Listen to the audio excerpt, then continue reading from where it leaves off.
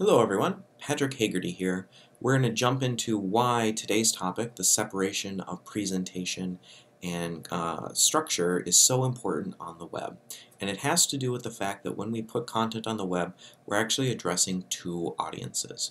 One of those audiences, our visitors, aka people, should be pretty obvious to us. The second audience is probably not quite as obvious, or at least we don't really think of them as an audience all that often, which is the computers that are involved. So this could be like the web browser that your viewer is using, or even something like Google search. There's lots of different computer audiences that our web content actually needs to communicate with in order to successfully communicate to our other audience member, our visitor.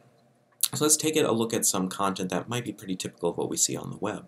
Here we just have some textual content, and for you or I, this content looks pretty straightforward, right? If we look at the top there, we've got some big bold text. You know, it's got some spacing above and below it. That's a heading, right? That's the top level heading.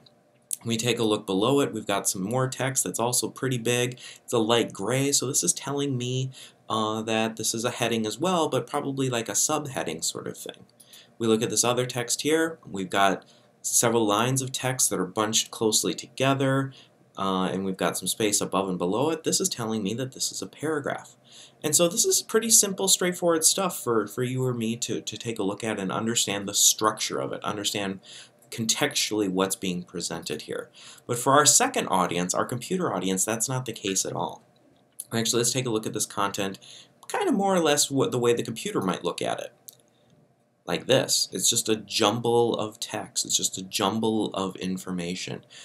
Because without additional help, the computer can't really pick up on the cues that you and I pick up on in order to understand the structure of what's being told to us. So the computer might go in here and be like, this text right here, that might be a heading, that might be something, or maybe this right here might be something important, I don't know, because it's taking up 2 lines, I don't know, or maybe this right here is a unit of information, or structurally important because it ends with the first period, but I don't know, like, the computer, no matter how smart the computer is, most of them cannot look at just straight forward text and really understand what's going on.